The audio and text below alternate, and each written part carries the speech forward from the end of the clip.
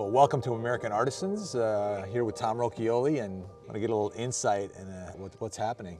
What's happening, how it all started, really. Well, it all started when my grandfather came here in 1938 to work this land. And the American dream, he farmed it. We had hops, we had beans, but he eventually was able to buy it. In comes my father. The wine thing wasn't really happening. We always had wine grapes in the hills. My father was getting wise about Pinot Noir and Chardonnay, cool climate varieties, so he started planting. And he's one of the first guys out here that actually dove in with Pinot Noir and Chardonnay. Pinot Noir, yeah. What was it you think that made Joe realize that, going from, I think, production of grapes or to something more specific like Pinot, like you're saying? Right. What was the moment that made him decide that? I think, grapes were like inexpensive.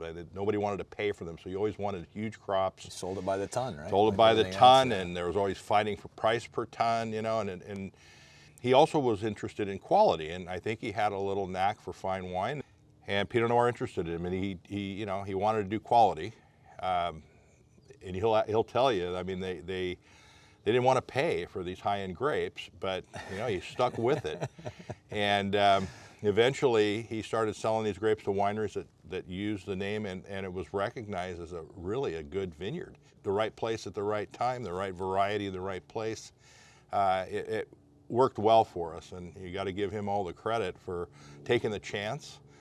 Now, there's a lot of Pinot Noir and Chardonnay out here. It's just, that's the way it is, and I have to give my father credit for actually starting that. How hard was it to convince your dad that you should be making wine as opposed to like growing these great grapes and selling them to winemakers, that now you got a reputation? Well, it kind of came a roundabout way. The quality was known even when I was a young guy, and I left, went to school. I really didn't think... Weren't you going to be a banker? I was. Yeah. I actually got recruited by Bank of America right out of college. But I didn't really want to work here. Father-son thing was a little tough. But I worked for Bank of America for a year, and I was able to work with wineries. And I don't know, it just started to make sense. And I came back. I really hated banking. Okay, banking wasn't your deal. Tie doesn't work with me. But I ended up coming back, and I had an idea. This property was called Fenton Acres, and my dad had some wines made. They were peddling them. They were decent wines, but no marketing. And I came back and said, I think we could do this using Rochioli. So the convincing part was to start a winery and be a partner, and the second part was changing the name from Fenton Acres to Rochioli. I wouldn't say he was terrible about it, but he was a little resistant. But took a little pushing.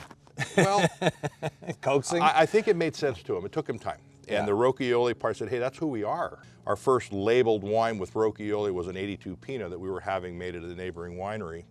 And we built this building here in 1985, and I started making the wine. 82 was the first vintage.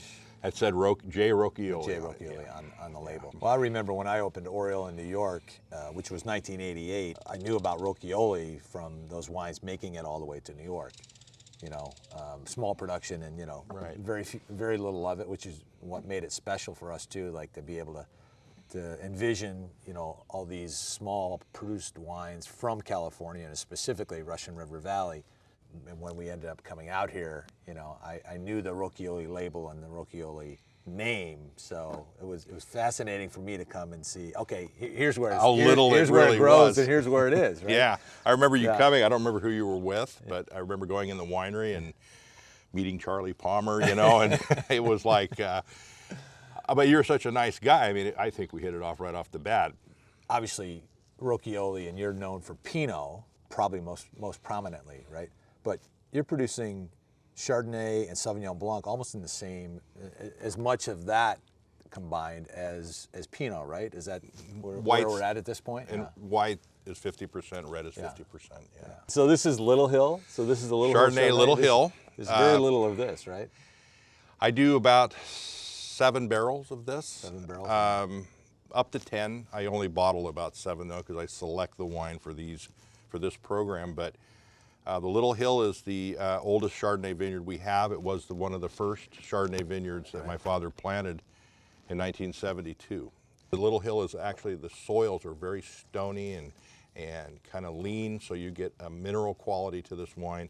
It's barrel fermented, it's full malolactic, yet it doesn't have that butter fat.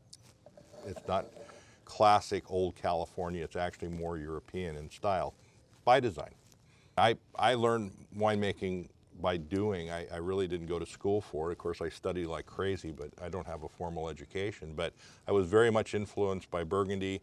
I learned a heck of a lot from Steve Kistler and Bert Williams. So now I feel like I get it. You know, it's not power anymore. I went through that phase as a young man. It's not, you know, just lean and acid. It needs to be balanced, you know, so you have richness yet elegance, you know.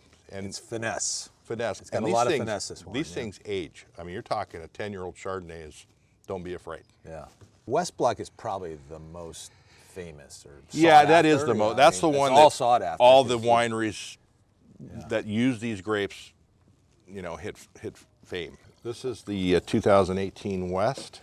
Again, this is our oldest existing Pinot Noir vineyard. How old are these vines? These were planted in 1969.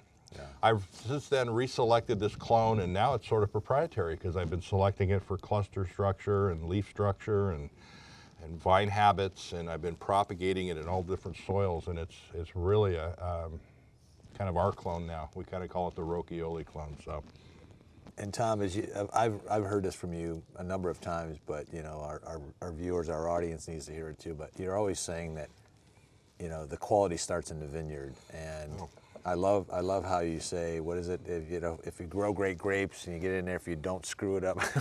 Well, that's basically it. If you have great vineyards, your job is to translate it into wine. If it changes, you're blowing it. So let's just say that it's all in the field. The character, the quality. We are so focused on making sure the quality of the grapes are as best as they can be. Being consistent is everything in this business. I mean, everybody can have a wine come out and get their 99 points, and then we don't hear from them again. We're consistent. Consistency is the key. We sell the grapes to wineries, and they're consistent, and I think that's a tribute to the vineyard. You know, as a chef, the older I get and the more I know and the more I'm exposed to is the same thing. If we start in the kitchen with pristine ingredients, the very, very best, it's our job just not to screw it up. Yeah. Just enhance it, season it, treat it well, things like that, and you have delicious food, and it's the same thing in the winery. Absolutely. Right? I mean, it just makes sense, doesn't it? Yeah, yeah. You know, if you want to be the best, Start with the best. That's right. Cheers. All right. Cheers.